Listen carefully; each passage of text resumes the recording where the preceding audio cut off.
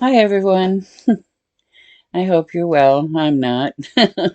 My husband was sick last week, so of course he decided to give it to me. Isn't that nice sharing? Um, Today, the angels want me to talk about narcissism. Um, since that's the main reason the angels and I met, was that I was born to a narcissistic mother.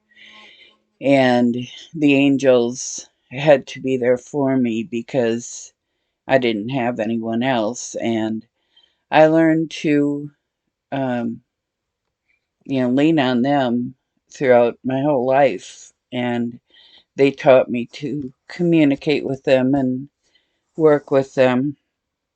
Um, but the reason they want me to talk about it today is not because of, you know, because I had a mother who was a narcissist and um, some husbands that were narcissists, many friends that were narcissists, uh, just bosses, people in general being narcissists. It can really drain an empath. Um, and a lot of people who are here on my page, on my channel, would be empaths. And right now, with everything going on in the world and things becoming more and more difficult financially, and in the workplace, narcissism is just rampant. And in fact, narcissism is probably one of the biggest reasons for the political chaos. um, if you don't know what narcissism is, it's when you're dealing with someone who um, who has no empathy. They don't care about other people. They have no moral filter. They are more than capable of lying, cheating, um, manipulating, doing whatever they want to other people with no feelings about it. They don't care. Um, and they can do these things for many, many different reasons, but mainly it just comes down to them needing to stroke their own ego. Most of them feel very low about themselves. They need to constantly build themselves up and lift themselves up. And in doing that, the only way they know to do that is to play other people and lie to and about other people and to manipulate people around them. Um, my mother was a great one for lying about me to other people and telling them that I was saying and doing bad things to her, which I wasn't. I was treating her with love and respect and giving her money and helping her out anytime I could. And yet she would go to my brother and sister and other people in the family and tell them that I was verbally attacking her or I was making up lies against her, that um, I couldn't be trusted. And she did it to get attention and to get people to feel sorry for her. And also because she spent most of my childhood and most of my life um, being abusive and nasty to me. And she had no problems throwing me under the bus every time she needed an ego lift or needed to have someone feel sorry for her or give her attention. And people do this even in the workplace. Um, a lot of people will uh, throw other people under the bus all the time. Um, in fact, my husband just spoke to me again today about someone who is usually it's the manager that's just over him, and they don't trust him. They won't listen to him. He's been a mechanic for 30 plus years, and he knows what he's doing. They'll give him the vehicle to work on. He'll work on it. He'll tell them what he needs and what's wrong. And then they need to order the parts and get the parts for him so he can get the vehicle ready. Well, this one person right now, and this has happened with many, many, many people that he's worked under, that they, for whatever reason, tell the customer they can get their vehicle that day. And they can't because he has to get the parts, he has to get them in, he needs more time. And so when that manager is made to look a fool because he lied to the customer and, you know, the vehicle can't be delivered, of course, it's not the manager taking the responsibility. He throws it on Carl, that Carl didn't get the job done and he didn't do the job right. But the problem is it's not it's not Carl, it's the manager who was lying and um, created the problem. If the manager would have just uh, listened to Carl and ordered the parts that Carl needed, then Carl would have received the parts, he could have put the parts in, and the vehicle would have then been done. It's just that simple. But um, when you're working with a narcissist, it's not that simple. They always have to do it their way, and they always throw shade on other people, and they always blame everybody else. They'll never take responsibility themselves, even though they're generally the ones that created the problem in the first place. They will take no responsibility for that. Um, anyway, that's just uh, one one area. um, we had someone who wanted to be friends with me, and this was a few years ago.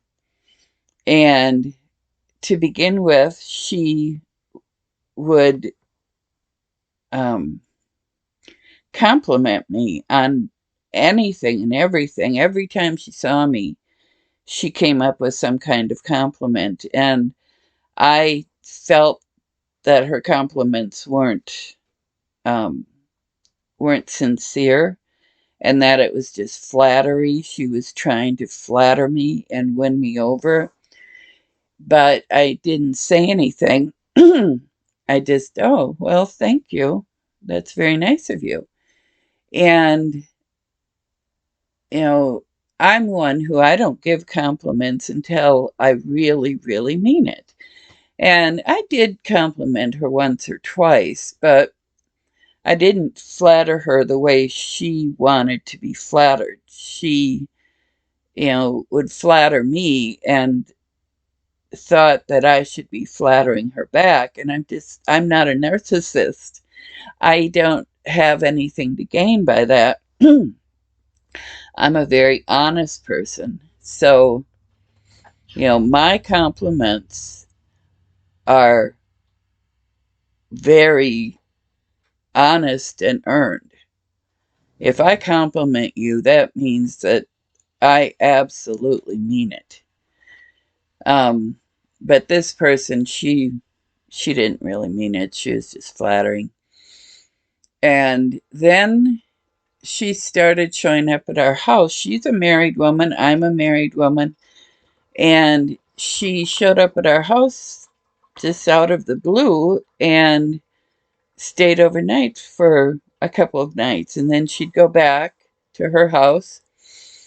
And then she'd, you know, the next week or 2 weeks, she'd come back and she'd buy little gifts, um, little wooden flowers, or uh, you know, just little gifts. And I'm not a big gift giver either, and I feel uncomfortable actually when people are buying me gifts, especially when it's things that you know I wouldn't buy for myself, but I thanked her, and um, and a lot of narcissists will start out this way. They'll start out with flattery. They'll start out buying you things. They'll start out love bombing you. Oh, they love you so much, and oh, they're there for you, and please tell them about yourself, and they're going to be your best friend. And be careful, because what you tell them now, they're going to remember down the line, and they will use it against you. And they really, if it's a narcissist, they don't care. Um, they'll use anything that you give them. And anyway, as the friendship went along, she continued this uh, flattery and love bombing and buying gifts and um, just showing up out of the blue. And then she started showing up at like midnight, 1 o'clock, and acting like, you know, it wasn't an odd hour to just show up at somebody's house. Um, she started calling me at, odd hours of the morning, 3, 4, 5 in the morning. And she would get hurt and upset that I didn't answer or I didn't get back to her right away. And she, started acting like I wasn't being the best friend that I could be to her. And then she started disagreeing with me on things. She would bring up politics, and even though she never voted, she wouldn't put herself out to do that. She would come and have a discussion with me about politics, and she'd always take the opposite side.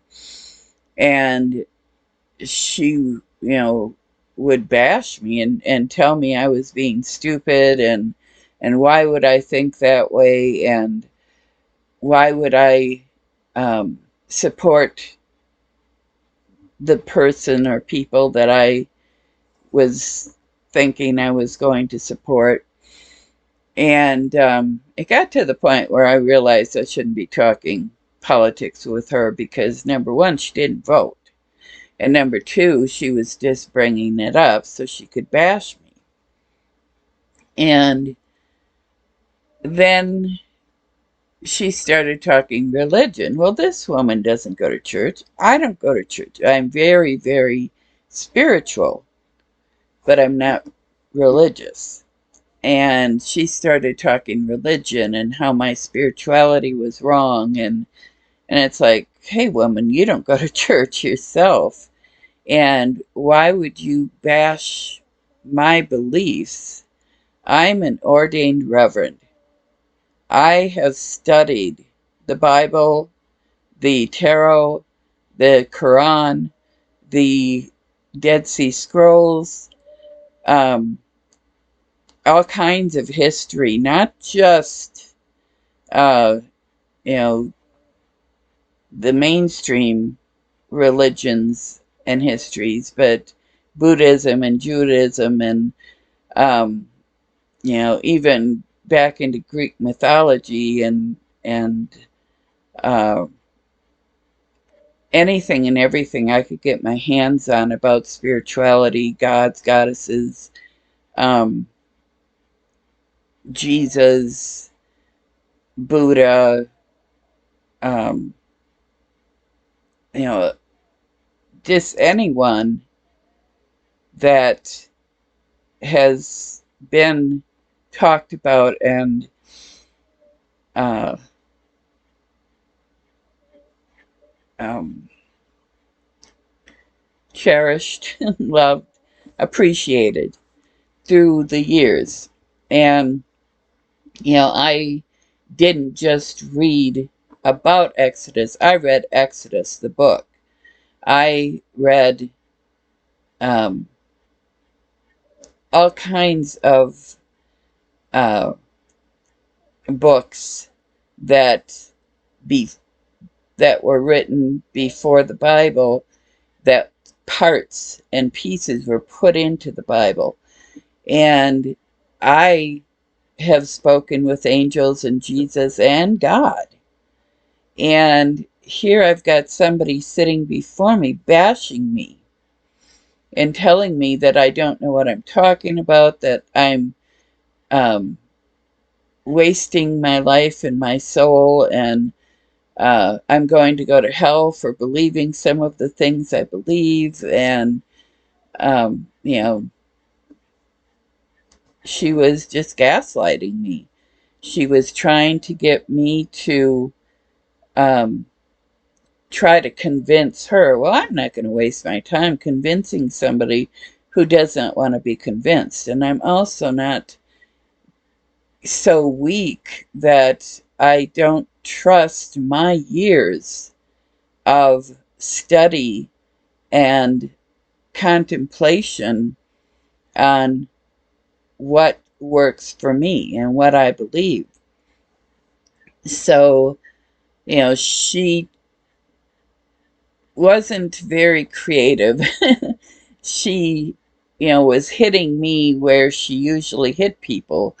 Um, she knew that she could usually make people question themselves about politics and question themselves about religion.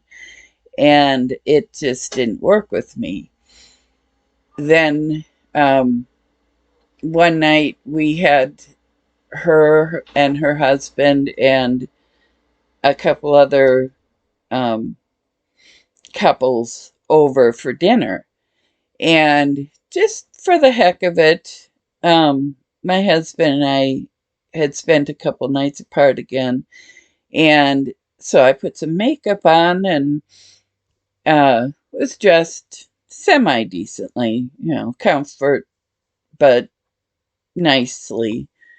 Um, and in front of everybody, she said, "Why are you wearing makeup? You never wear makeup. You shouldn't be wearing makeup. What, are you trying to impress the men here?" I mean, she intentionally tried to embarrass me in front of everybody. And I just ignored her. I went on with what I was doing and totally ignored her. Then one day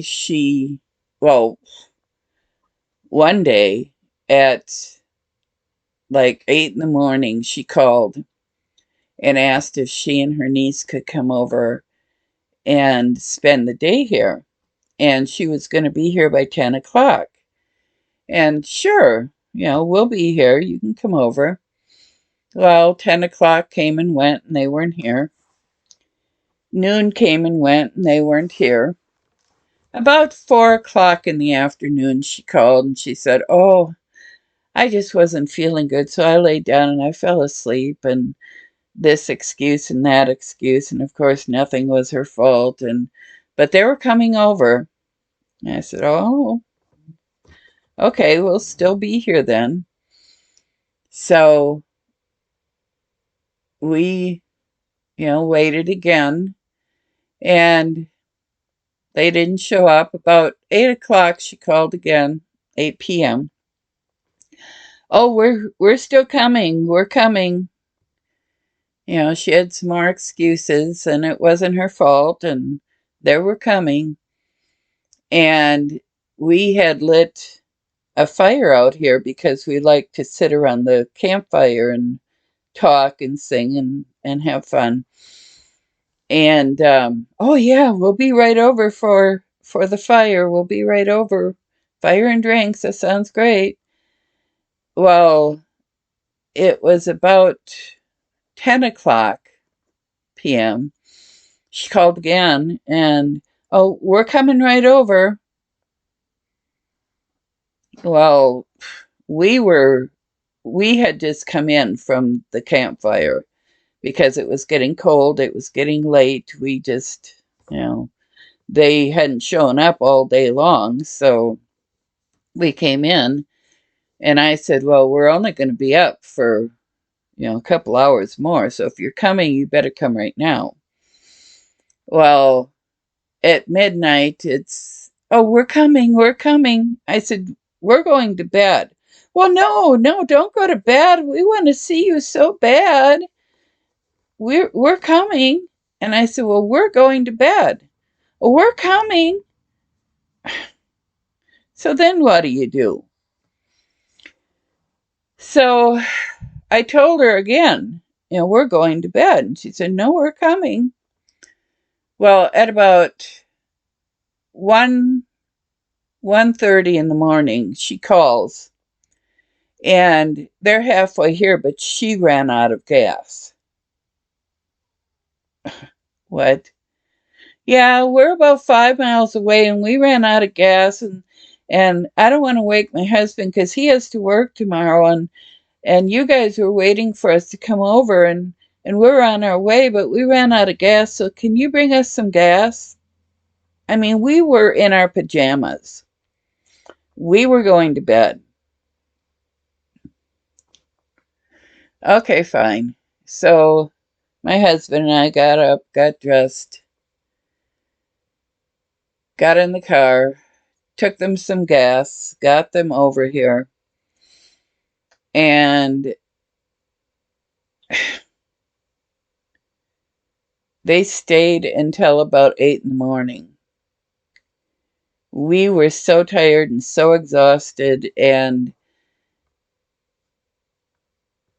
finally I just said, we haven't slept because we waited all day for you. Well, it's not our fault. This happened and that happened, and oh God, blah, blah, blah. Okay, well, we're going to bed.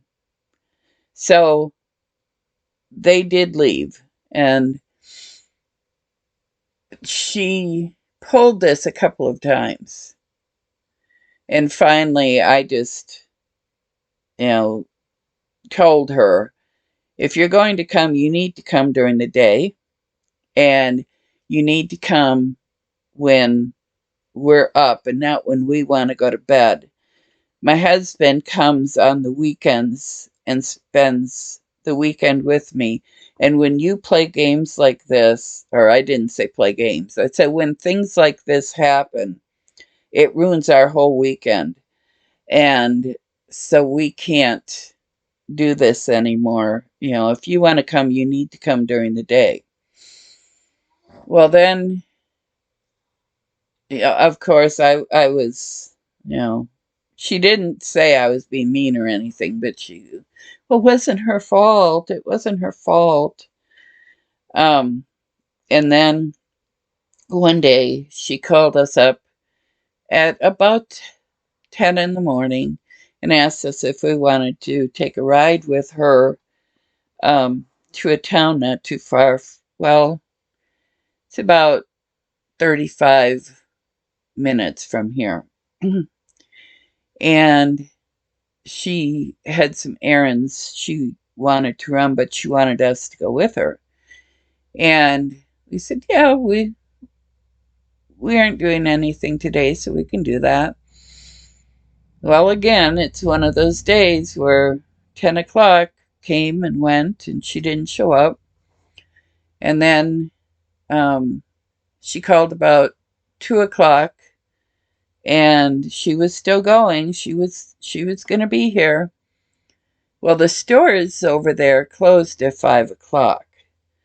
So she calls at 4 o'clock and says, I'm on my way. I'll be there real soon. When I get there, make sure you're ready to go because those stores are going to close.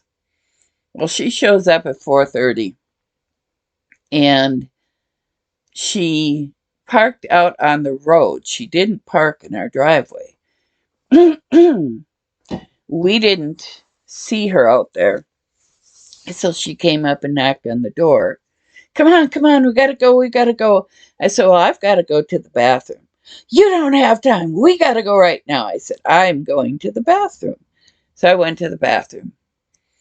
And we went to leave. We had to walk out to the road to get into the car. And she was driving like a maniac. And she was mad at me because I had this water glass that didn't have a top on it. Because I didn't have time to find the top. And, by the time she arrived, we didn't think she was coming. So we didn't really get ready. And she showed up at the last minute. And so anyway, a little bit of water spilled when she stopped at a stop sign. And she started yelling at me and blaming me. And I mean, the way she stopped, there was no way that water wasn't going to splash out. And she got mad at me because the water splashed. Well, her car was a filthy mess. And she had splashed things all over the place before. And this was water. I mean, big deal. Well, because she was in such a hurry, when my husband's in a hurry, I will look down the road real quick and say if it's clear, if there's a vehicle coming. And I did that a couple of times, and all of a sudden, I'm driving this car, shut up. Okay, I was just trying to help, but all right. And we got to the stores where she wanted to go, and they were locking up. But she had called them just on the way. So she's driving and talking and driving like a maniac, driving very fast, just, being reckless. And we both, my husband and I, said, we will never ride with her again, ever. Never, never. But so she called in advance. They knew she was coming. They got a few of the things together for her. And then she went in and she shopped for about half an hour more. And I think it was only because she spent almost $400 that they didn't say anything. But, it became more and more obvious that she set people up. She set us up. She set the store workers, owners up. She, would constantly do things like this. And then,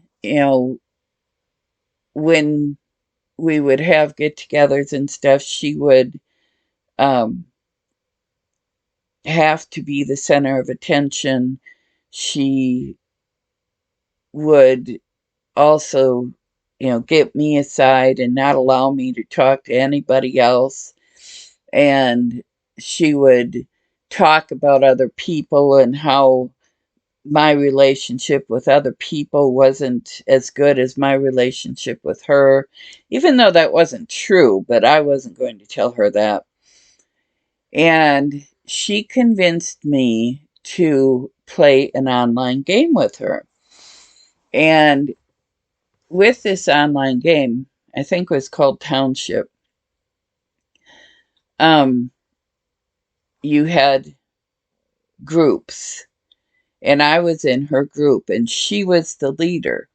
And she would, she was the boss, and people had to listen, and she had rules, but sometimes she would follow those rules, and sometimes she wouldn't follow those rules. And one of the rules was if you wanted a specific thing, all you had to do was call it out, and they would make sure that you got it.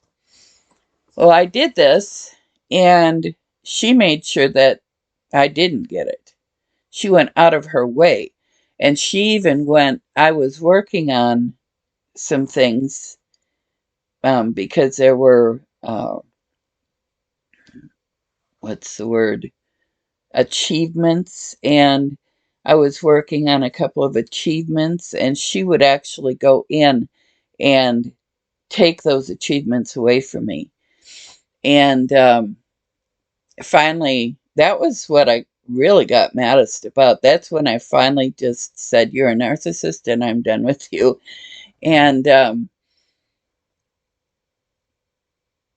because one day she hit me 3 or 4 times with taking things away from me, and not following the rules pertaining to that were supposed to be over everyone, but when it came to me, she made sure that those rules didn't apply. Um, and so I just called her up, and I said, I'm done.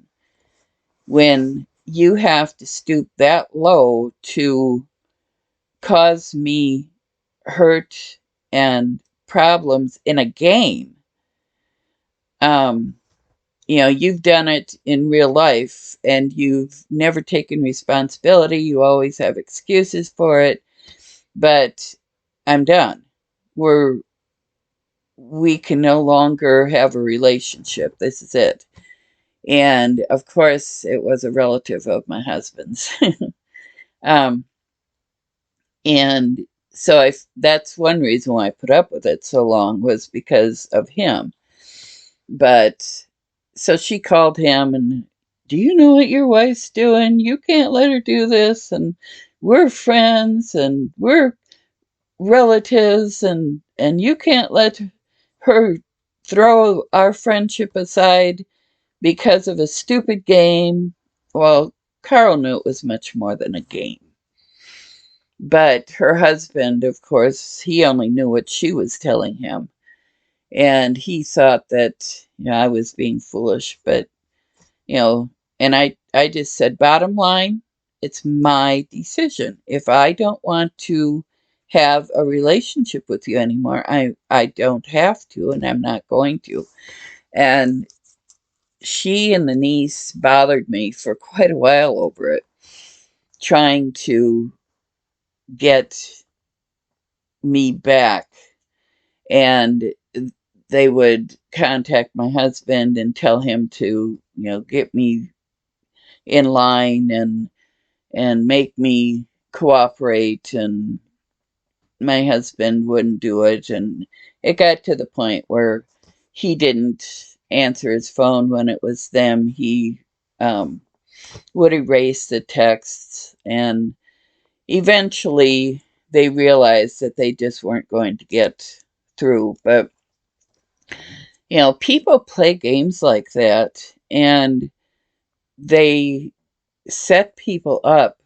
And with her, she was trying to prove that she was smarter than everybody else, and that she was smarter than us.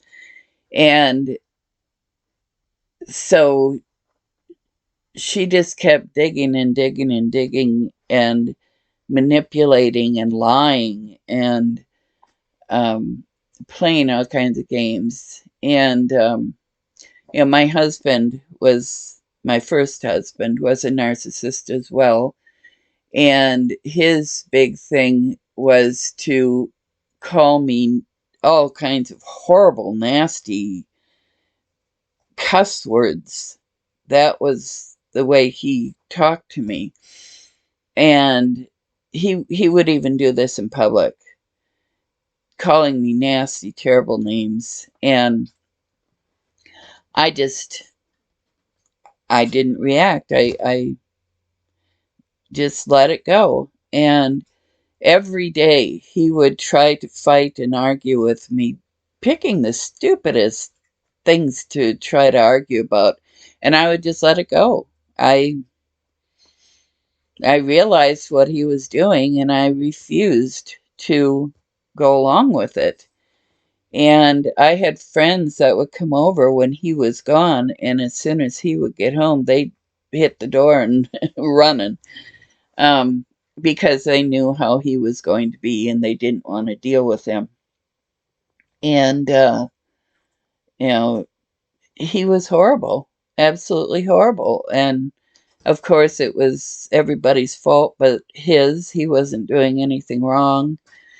Um, but I was miserable, and I actually prayed that he would die or he would find a girlfriend or somehow he would just go away.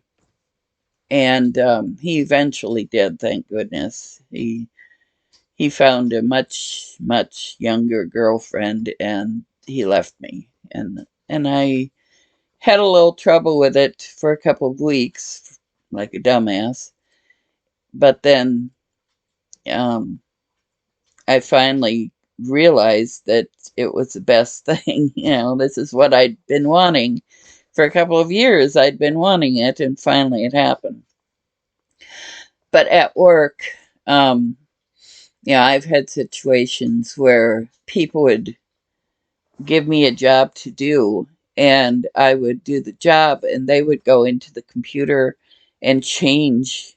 Like when I worked at the pharmacy, I would go on the computer, I'd get everything set up and ready, and I would fill prescriptions, and then they would go in and they would intentionally glitch my order and cause it not to fill. So then I would have to go back in and try to do it again, and they again would go in and glitch it. And so I got to the point where I would do it really fast and I would go back and fill my own order. And I did that one day, and I was walking back up to the counter with the order because I had just filled it. I had just brought it past the pharmacist, and I had everything in order, even though this other person had gone into the system and made sure that it was all messed up. So I'm walking up to the counter and she grabbed it out of my hand and informed everybody I didn't know what I was doing. There was a problem with the order and I missed it. I said, no, there's no problem with the order. I fixed the problem. The pharmacist has okayed everything. Can I please have that back? And she went into the system and she knew there was a problem because she created it. And she got mad because she saw that it had been fixed and the order was complete. And she threw the bag in my face and walked away, huffing away. And, she did this all the time. And for the longest time, she was the pharmacist's favorite because, you know, she did everything right and she was perfect. And then they started seeing what she was really doing, that she was sabotaging other people and making other people look bad. And she especially did it to me. But she had three of us that she had picked out that she was sabotaging. And eventually, her game came to light, and especially when I got the bag in the face. But, there are people out there like that, and they lie and they cheat and they manipulate. I have another friend that was so bad, and she just constantly had to have attention, and she spent lots and lots of money on clothes and vacations, and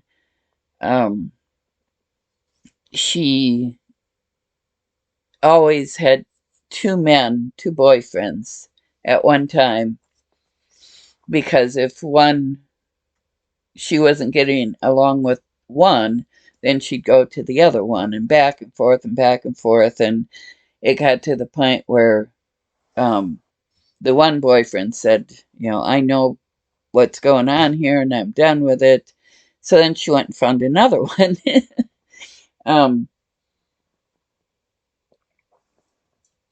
But narcissists, what God and the angels have told me is, like, our souls pick and choose and write out our stories before we come here. And many of us, like myself, need narcissists in our lives to teach us very difficult and valuable lessons. And they told me that there's about 60% narcissists and 40% empaths. And that the narcissists, it's their job to create craziness here. And that we need to be grateful, because if they didn't create this craziness, we wouldn't learn to be such strong empaths. And we wouldn't learn the deep lessons that we came here to learn. And they also told me that when our souls come down, okay, let's say this is a soul machine, and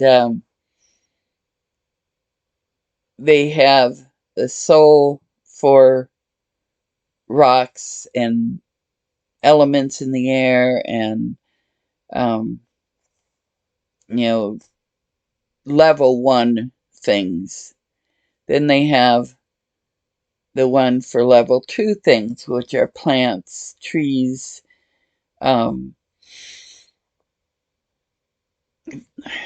plants and trees mainly. Then there's the number 3 soul, which is animals and birds and things like that. Then there's the number 4 soul, which are the narcissists.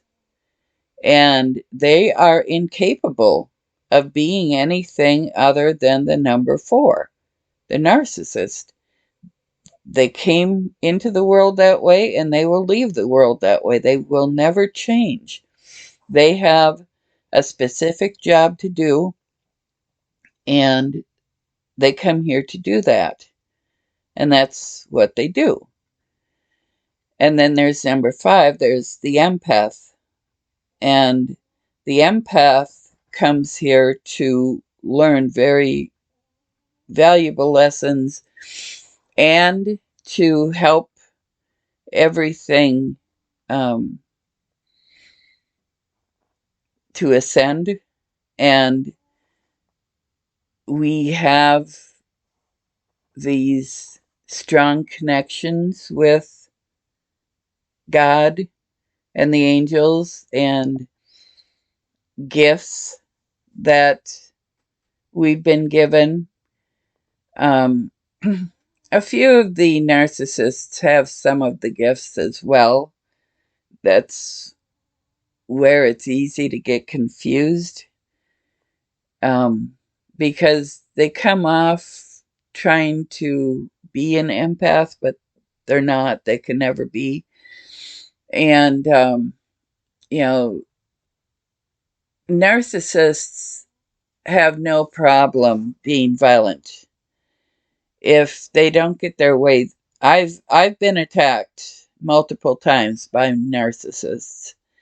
Um, when you don't agree with them or you get in their way, I have been injured by narcissists physically. Um, I have had narcissists, lying and manipulating and intentionally, and they do this all the time. They intentionally create chaos and hardship and problems. Um, I had one narcissist that every time they had a certain chore come up, and it was a chore where they I was their partner, had to sit down and figure out billing and scheduling, and they would get upset and bent out of shape every time this chore came up. And because I didn't get bent out of shape and I wasn't worried and upset over it, they would get mad at me and tell me I didn't care enough about the situation, and they would swear and cuss and yell and holler and just call me names and get so belligerent because I just wanted to get the job done, and I didn't see any sense in acting a fool before you do it. And I got to the point where I just refused to do it with them anymore. And so, of course, they really threw a fit because, how dare I? I know that it's upsetting to them, and I intentionally refused to help them. Then that was even a bigger thing. But in trying to get it across to them that the way they're acting is just totally ridiculous and it's wrong and you're not going to tolerate it, it can be hard. But if you have a narcissist in your life that you know is invited to family Christmas or Thanksgiving and they always show up late, um, they think that you're supposed to put everything on hold until they get there. You can't open gifts. You can't eat the food. You can't, do anything until they're there. But they come 3 hours late. And,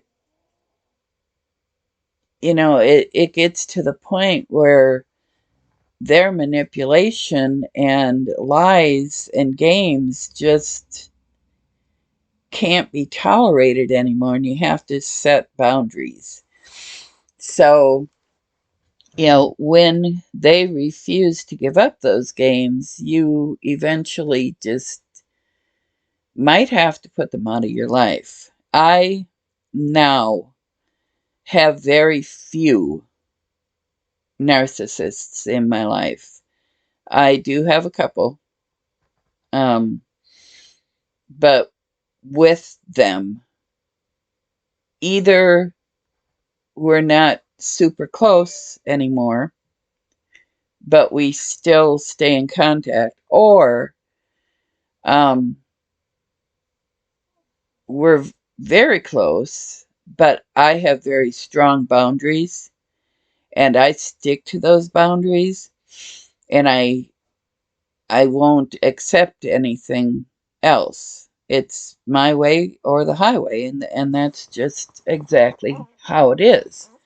So if you want to have a relationship with me, then you're not going to do these things. And if you do these things, I'm going to get stepping. It's just that simple. So, if you're dealing with a narcissist, trust yourself, believe yourself, and draw your line in the sand and just say, this is it. I'm not going to take anymore.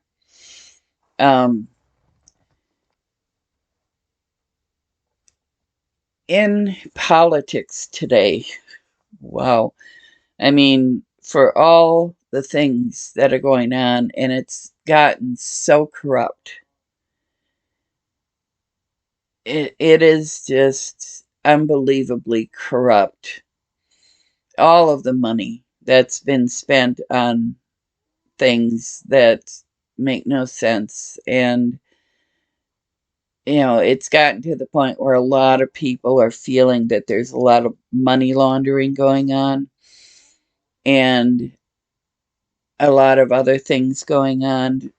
Um, a lot of people in politics are pushing their own agendas rather than working for the people. And it's true. These things are absolutely happening. They've been happening for, probably 60 years. And it just, as the ball rolls downhill, it gets bigger and bigger and worse and worse. And um, it's getting to the point where it's getting so big that it can't be denied. It can't be downplayed anymore. And things have to be done about it. Getting upset and fighting against a narcissist, whether it's in politics or in your home, does absolutely no good. The psychiatrists and doctors, psychologists, no longer really diagnose narcissism anymore because a narcissist isn't going to want to come for treatment. They have no reason to. Their behaviors get them what they want. And their life is fine as long as people play their games and go along with them. They're good. It's just the other people who call them out and don't want to play the games that create the problems.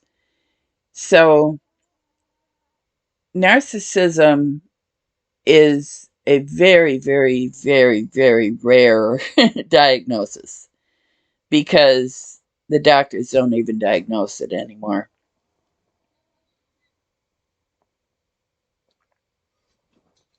Instead, they spend their time trying to help the victims of the narcissist.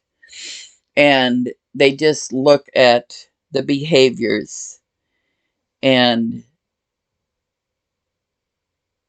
tell the victim, you need to trust yourself. You need to set your boundaries. You need to not put up with that crap anymore.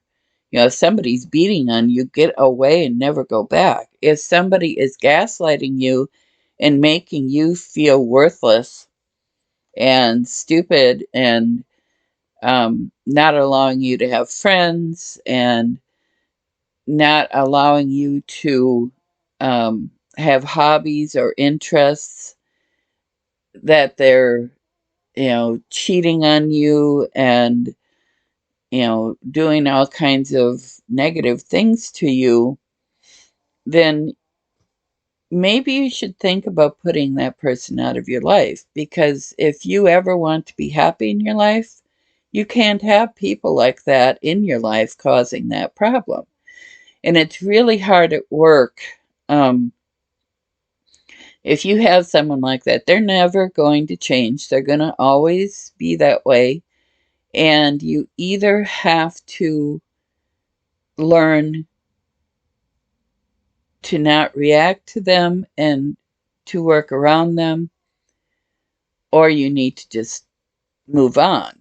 And remember, though, I said that they say there's about 60% narcissists in this world and 40% empaths. So chances are you're going to bump into more narcissists elsewhere. So a lot of people nowadays, especially after COVID, have gone to working from home. And they really like it because they don't have to work with the narcissists anymore. And if they do, it's not face to face. I had a boss who did absolutely nothing. Her paperwork would come in and she'd just throw it in a drawer. And my first day that I started work there, I walked in and she said, "Oh, by the way, the first thing you need to do is to get caught up on all this paperwork here." I got behind a little bit. Well, it was the normal short filing cabinets,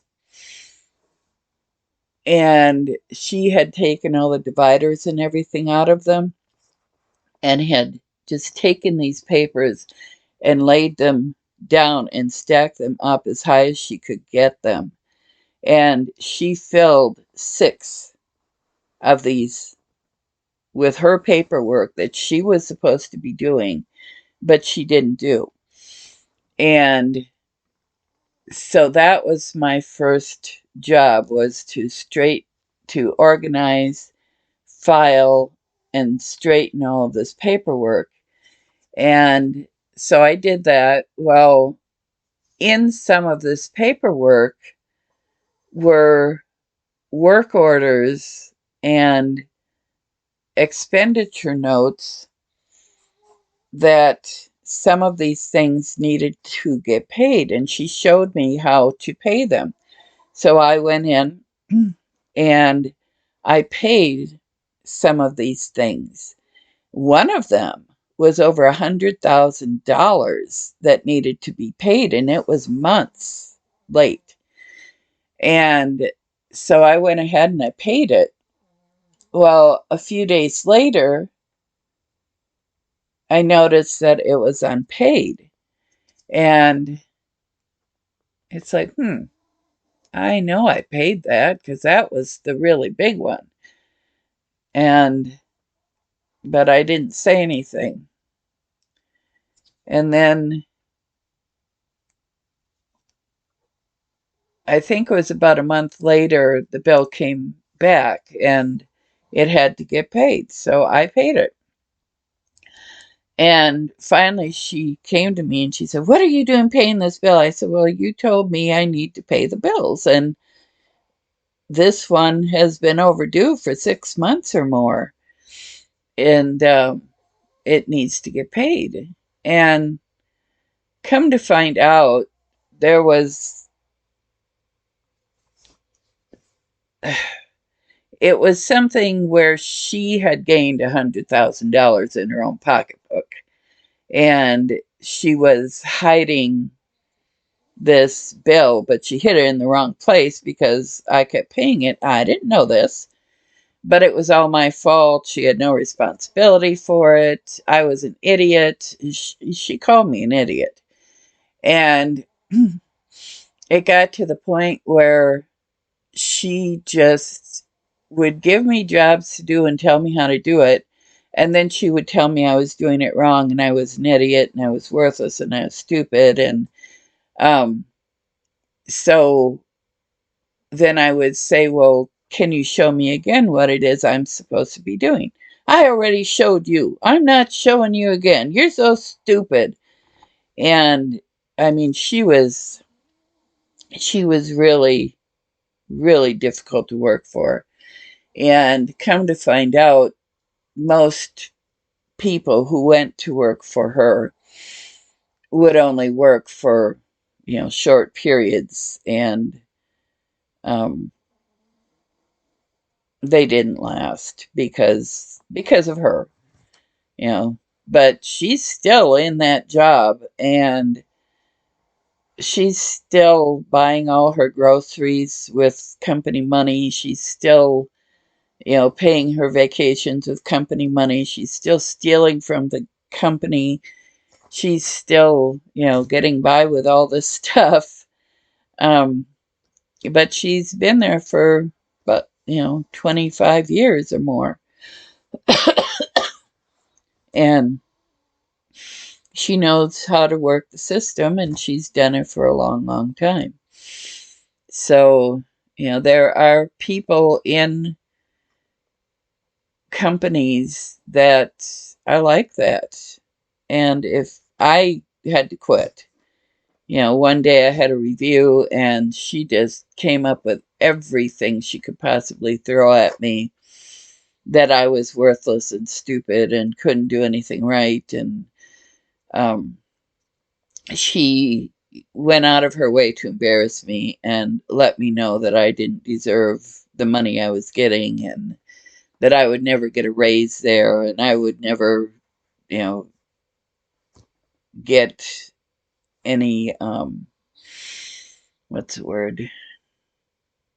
I would never get any higher than where I was, and I would never get a raise, and you know, I could never do anything right for her, and she made that very clear. So I quit that day on my birthday. She was supposed to give me my, what is that called? Evaluation 3 weeks prior, but instead she waited until my birthday and made sure she gave it to me on my birthday. Yeah. Yeah, narcissists are just like that. And if you have a narcissist in your life, they're going to be like that, and they're never going to change. Um, like I said, you just have to pick and choose, and decide what it is you can tolerate and what it is you can't. And you have to stand up for yourself and take care of yourself. And please, please, please, please, if you ever see a narcissist who has children and they are choosing one child that they are abusive to, please do what you can for that child. Even if you can't get that child out of the home, at least befriend the child and be support and love for them and to them, because they're really going to need all of the support and love that they can get.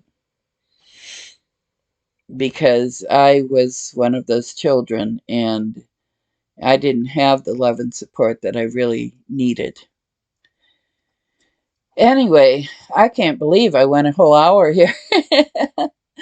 I'll let you go. Blessings, love, light, namaste. Have a wonderful evening, everyone. Good night.